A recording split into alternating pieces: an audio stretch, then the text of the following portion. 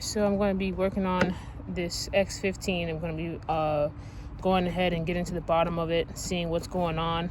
I'm going to be taking off the EGR throttle actuator. The codes on it before were reading intake manifold pressure, engine exhaust, gas recirculation, so the EGR system, and DPF differential pressure, and exhaust gas recirculation differential pressure sensor. So that was the sensor that I was showing earlier with how it looks and how it's all clogged up. So like on a Detroit, it's like Delta P. So pretty much same kind of concept. It's all clogged up. This truck just recently got new DPF filters in there and a new differential pressure sensor that sits on the back of the DPF. So it's basically creating a restriction right now for the EGR flow. So definitely is causing this truck to keep reading on the dash with needing a regen. So it just keeps reading, needs regen. So it's just probably sticking. The butterfly inside of there is probably sticking, and gears are binding up, and it's not opening that butterfly.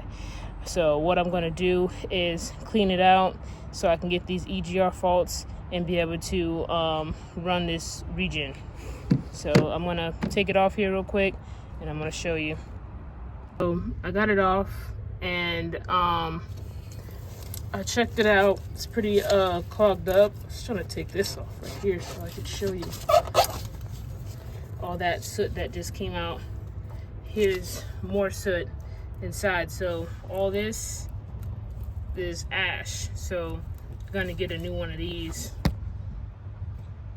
and then try and clean out in here. As you can see, it's just full of soot. So this all needs to be cleaned out. This is where the sensor, the differential pressure sensor, sits on top here. And I cleaned out as much as I could earlier from here to get this truck to get moving. So being that it had the codes and everything, and it started to move again, so we kind of know where to shoot from. So it was so much that you can see that it was coming out the back here of the tube there. So now what I'm going to do is clean it thoroughly, and then try to run a regen and see how that helps and get these codes away. So here it is, what it looks like on the inside. Can't really see, but that's all clogged up there. And then you have here where your butterfly, what I'm talking about, is right here. So that's what opens in and out, and it looks like it's stuck because there's so much carbon buildup. So I'm gonna clean this out with brake clean. You don't want to use too much brake clean. And I'm going to stay away from the electronics inside here. So what I'm going to do is try to aim for cleaning it and letting it go out without messing up all up here. All right, so I've cleaned it out best as I can. That's what it looks like here. I'm actually seeing it now a little bit. So I'm going to go ahead and put this back on. I cleaned where it mates to and everything like that. So that's how it goes. All right, I got everything on. Everything's back on, cleaned out everything. This here, the EGR actuator, is pretty easy to take out. Actually, to take it out, just to go over that real quick, these right here are 10 millimeters along with one behind here. So you take this off and that, so it's just really 4 bolts. And then you got your 11 meter clamp here, and then your 8 millimeter clamps there, and take that off. I got the Delta P off again, and I'm cleaning inside the holes, the ports. They're kind of angled, so this is the best way to clean it. And I don't have air, so this right here is just gonna have to do. So I'm going to continue cleaning that off, and then I'm gonna try to see, go ahead and do a regen. So this right here is your differential pressure outlet sensor. I had already replaced it, but what I'm going to do is check these hoses again, because I had replaced the DPF filters, and that was before all the EGR and everything like that doing that. So I'm going to just check these hoses. I'm going to take them off and clean through them, and then put that back on.